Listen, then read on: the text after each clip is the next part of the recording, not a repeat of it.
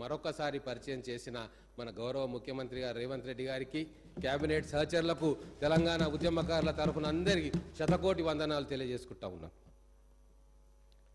Governor ప్రసంగం ప్రతి budget ముందు ప్రతి సంవత్సరము చెప్పడం ఆనవాయితీ అధ్యక్ష. గవర్నర్ ప్రసంగంలో ప్రభుత్వం భవిష్యత్తులో తీసుకోబోయే నిర్ణయాలు, ప్రజాస్వామ్య పాలనలో ప్రజలకు పారదర్శకంగా వివరించే ప్రయత్నం గవర్నర్ ప్రసంగంలో చేస్తారు అధ్యక్ష. మాకు పాస్ట్ లేదు, గతమంతా 10 సంవత్సరాల అరాచకం, భవిష్యత్తు కోసం మాకు తీర్పు ఇచ్చిండ్రు.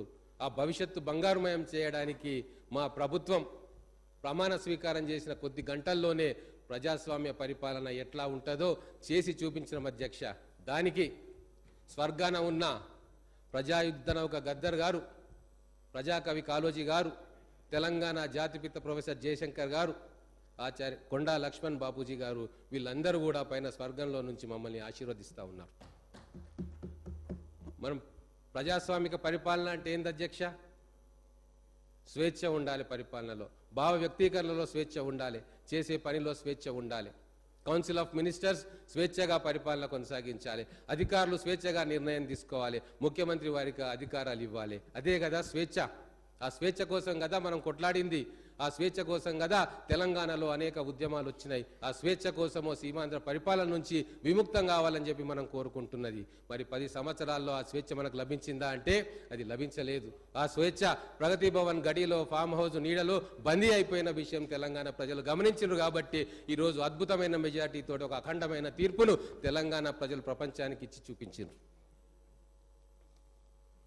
అధ్యక్ష, మాకు గవర్నర్ గారు ఇచ్చిన ప్రసంగం ఒక్కొక్కటి కూడా మేము తయారు చేసుకున్న ఈ మేనిఫెస్టో ప్రతిరూపం అధ్యక్ష.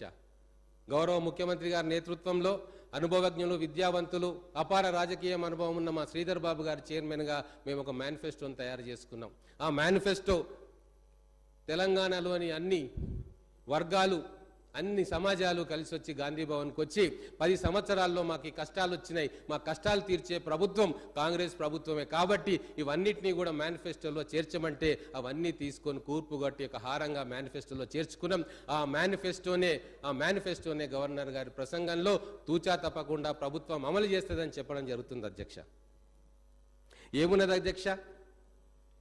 ఈ సభలో లేరు వారి పేరు నేను ప్రస్తావించా, కానీ వారు చెప్పిన మాటలు నేను ప్రస్తావించదలుచుకున్నా. కాంగ్రెస్ పార్టీ మేనిఫెస్టో 420 అంశాలు ఉన్నాయని చెప్పి హేళనగా మాట్లాడింది అధ్యక్ష.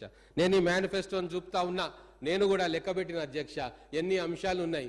బహుశా 220 అంశాలు ఉంటాయి. లేదు అంటే ఇంకొక